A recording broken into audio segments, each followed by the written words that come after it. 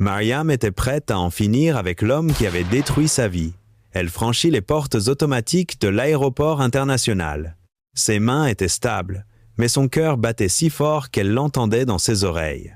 Elle avait donné 10 ans de sa vie à Moussa, et il avait tout jeté par la fenêtre pour une femme qu'il avait rencontrée lors d'un voyage d'affaires. Le hall d'arrivée était bondé de familles tenant des fleurs et des ballons. Mariam se plaça près de la sortie, à un endroit d'où elle pouvait voir clairement. Elle toucha de nouveau sa poche pour sentir le métal froid à l'intérieur. Une seule balle suffirait. Une seule balle, et Moussa payerait pour tout ce qu'il lui avait fait.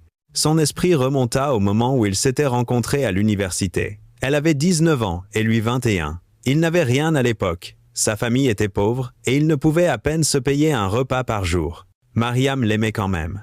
Quand il dit qu'il ne pouvait pas payer ses frais de scolarité lors de leur dernière année, elle lui donna les siens sans hésiter. Elle dit à ses parents qu'elle avait perdu l'argent. Son père la battit avec sa ceinture jusqu'à ce que son dos soit couvert de marques. Sa mère pleura et la traita d'imbécile. Mais Mariam s'en fichait. Moussa était son avenir. Après l'obtention du diplôme, Moussa ne trouva pas de travail. Mariam vendit son ordinateur portable et son téléphone pour lui donner de l'argent pour des entretiens. Elle porta les mêmes 3 robes pendant 2 ans, pendant que Moussa allait à des entretiens dans de nouvelles chemises qu'elle lui achetait. Ses amis lui dirent que Moussa se servait d'elle. Sa famille n'arrêtait pas de la prévenir. Ils disaient qu'elle gâchait sa vie pour un homme inutile. Mais Mariam resta. Elle croyait en lui quand personne d'autre ne le faisait. Puis Moussa eut sa grande chance. Une entreprise l'engagea. Et en 3 ans, il allait bien. Il commença à voyager pour le travail. Il acheta une voiture. Il déménagea dans un meilleur appartement. Mariam pensa que leur heure était enfin venue. Enfin, il l'épouserait comme il l'avait promis. Enfin, ses parents verraient qu'elle avait eu raison de l'attendre. Mais Moussa commença à changer. Il cessa de répondre à ses appels. Quand elle parla de mariage, il dit qu'il n'était pas prêt. Quand elle pleura, il dit qu'elle exagérait. Puis un jour, il la fit asseoir et dit qu'il avait rencontré quelqu'un. Elle s'appelait Benny. Il l'avait rencontrée lors d'une conférence en Europe. Ils parlaient depuis un moment et il savait qu'elle était la bonne. Il allait l'épouser. Mariam le supplia. Elle lui rappela tout ce qu'elle avait fait pour lui.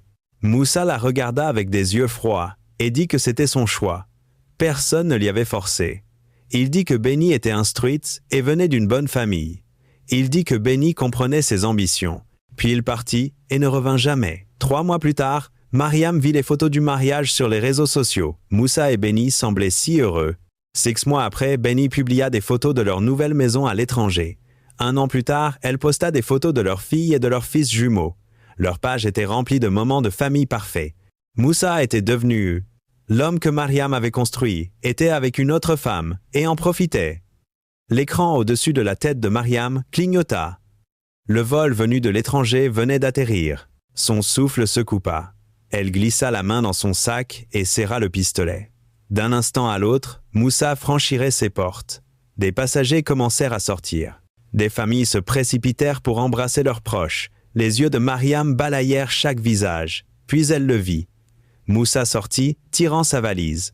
Il avait fière allure. La vie qu'elle avait payée se lisait sur lui. Puis Mariam les vit. Benny et les enfants coururent vers lui. Ils sautèrent tous les deux dans ses bras. Il ressemblait à quelque chose sorti d'un film.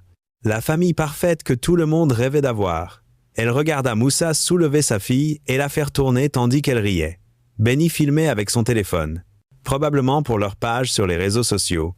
Probablement pour que des milliers de personnes puissent voir à quel point ils étaient bénis. La main de Mariam se referma sur le pistolet dans sa poche. D'un instant à l'autre, Moussa serait un homme mort, et elle serait en prison.